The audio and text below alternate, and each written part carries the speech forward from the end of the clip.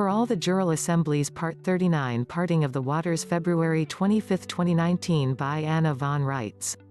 So, the original American government as of 1781, consisted of a union, a federation, and a confederation of different kinds of states and states of states operating in different jurisdictions, and there is a hard and fast demarcation between soil, land and sea, air.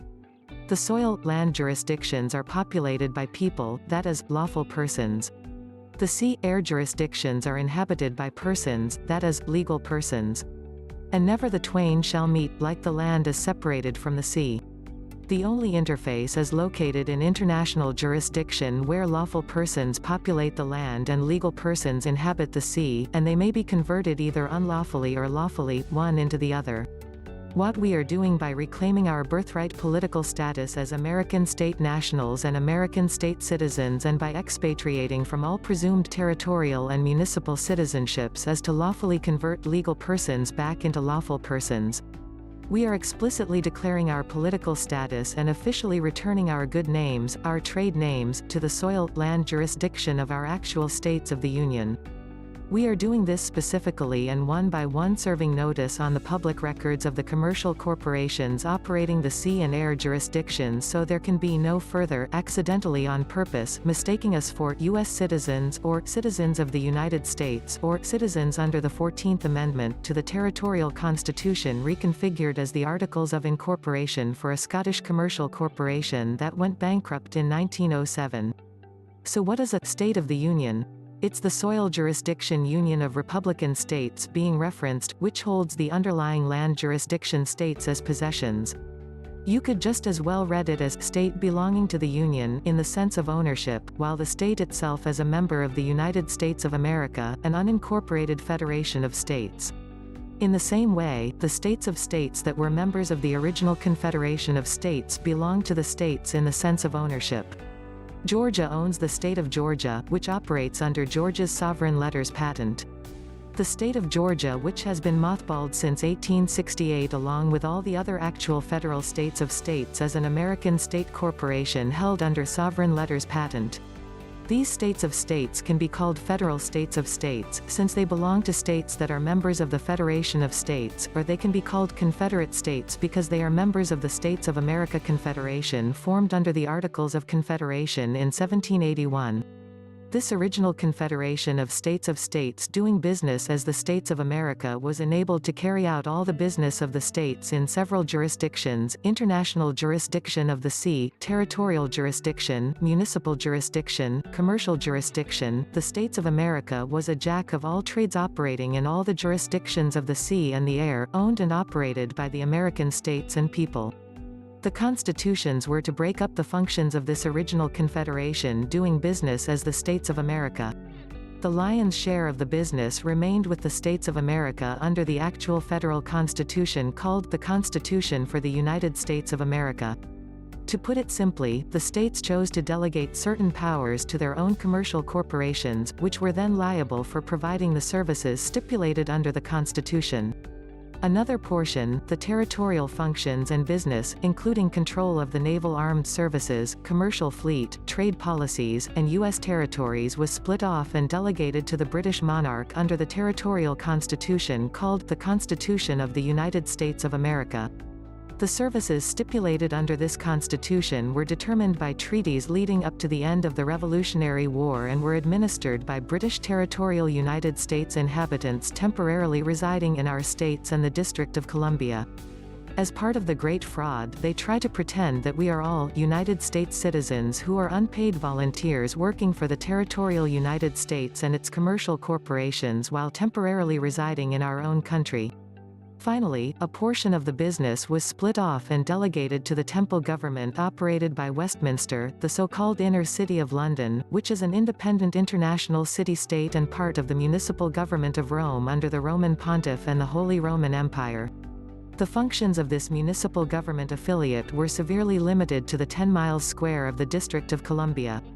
This global jurisdiction of the air entity received a separate constitution called the Constitution of the United States. Thus, the federal government was carved out of the States of America Confederation. The federal branch of the federal government was operated under the States of America as an extension of delegated power belonging to the states and their federation doing business as the United States of America. According to the duty, it could operate in the international jurisdiction of the sea or the global jurisdiction of the air. The federal branch of the federal government was sometimes referred to as the Republic, a reflection back to Republican states that ultimately own everything. This entity was operated by deputies chosen by the state legislatures, senators elected to serve as part of the federal United States Congress, and by popularly elected delegates serving the federal House of Representatives. However, please note that the federal Congress, also known as the United States Congress, was composed entirely of Confederate states, that is, commercial corporations run as states of states, operating in the sea-air jurisdictions, as opposed to the Continental Congress operated by the soil-land jurisdiction states. The territorial branch of the federal government was operated by the British Territorial United States as a democracy. The municipal branch of the federal government was operated as an independent international city-state, the Washington Municipality. This municipal government was entrusted to the members of the federal Congress, who were supposed to operate the District of Columbia and Municipality of Washington, D.C., as a neutral meeting ground for the states and people. The members of the federal Congress were given power to operate the municipal government as a plenary oligarchy. All of these entities, the commercial corporations making up the states of the Confederation that were responsible for running the federal Congress and overseeing the municipal United States government, the territorial United States government and the municipal United States government, can be called in some respect the federal government, because they are all part of the original federal government, and yet, it takes the sum total of all three functioning together as intended to make up the actual federal government owed to the member states of the United States of America. In 1860, this entire arrangement was torn apart. The members of the original Confederation split apart. The northern states in support of the original Confederation adopted the stance of being champions of the federal cause and became known as Union troops. The southern states which were more honest simply reorganized a new confederation doing business as the Confederate States of America. Emerging on the other side of the mercenary conflict misnamed the American Civil War, which was all fought by the commercial corporations that were states members of the original Confederation, the federal branch of the federal government was destroyed and subject to reconstruction. Before that reconstruction could be properly addressed or the population given adequate notice, the British territorial government operating the armed forces of the northern states of the original Confederation substituted territorial states of states for the federal states of states, a cuckoo bird maneuver that took place in 1868. The original territorial constitution, called the Constitution of the United States of America, was also deceitfully reconfigured as the Articles of Incorporation of a new Scottish commercial corporation doing business as the United States of America, Incorporated. As a single commercial corporation under foreign control, the members of the new territorial United States Congress took over as a board of directors. Amendments to the Articles of Incorporation disguised as the actual territorial constitution didn't require ratification by the states, only approval by the deceitful traitors occupying vacant federal congressional offices under false pretenses. This is why no amendments since the 14th Amendment have ever been properly ratified by the states of the Union. This is also how the United States Senators of the Federal United States Congress ceased to function as deputies, fiduciary officers, of the states and became instead merely popularly elected territorial United States Senators, whose only fiduciary allegiances were to the foreign Scottish corporation masquerading as the United States of America, Incorporated. Grant, Sherman, and other Union generals were no match for the European bankers and corrupt politicians who were equally influenced by British and Holy Roman Empire agents and the American robber barons, American industrialists, especially steel, railroad, newspaper, arms, and drug medical empire builders who made vast fortunes during the Civil War and who fully intended to continue to capitalize on their gains after the war. They did so at the expense of this country and its states and its people.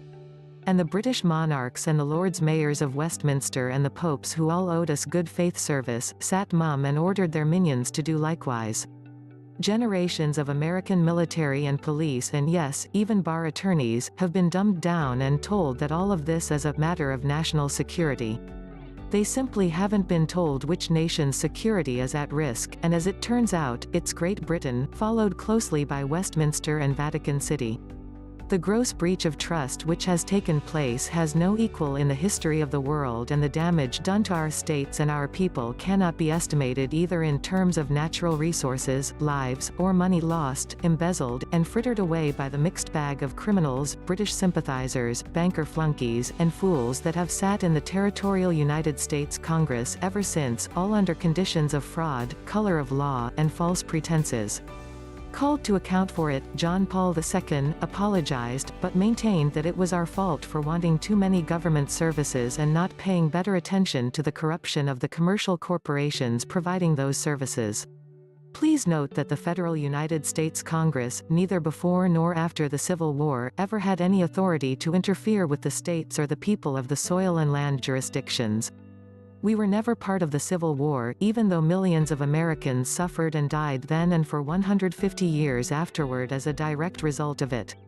As long as we claim and maintain our birthright political status, none of this skullduggery pertains to us, and we are not subject to the Queen nor the Pope nor any repugnant legislation coming out of either the Territorial or the Municipal United States Congress, nor any of their numerous territorial or municipal state-of-state franchises. Above and beyond all else, this is because we are lawful persons and they are all legal persons. When Abraham Lincoln was forced to declare the northern states of states bankrupt in 1863, he issued the Lieber Code to the military leaders of the Grand Army of the Republic. The British Territorial United States government has continued to operate under the Lieber Code, also known as General Order 100, ever since. The code has since been adopted as the Hague Conventions. Lincoln also began operating exclusively as the Commander-in-Chief of the U.S. military, and exercising this power via the issuance of executive orders, a practice which is the basis of territorial presidential executive powers to this day. Thus, at the territorial level, we have a military junta and presidents of foreign commercial corporations acting as dictators, and at the municipal level we have members of the Territorial Congress grossly usurping powers intended for the Federal Congress and attempting to extend the hegemony of their largely illegal oligarchy far, far beyond the borders of the District of Columbia. And none of this has anything to do with the American states or the American people, except that we have been asleep for 150 years, and we have been repeatedly raped and robbed by our erring hired help. Please hit subscribe, like, share, embed, and get ready for many more Anna von Reitz article videos.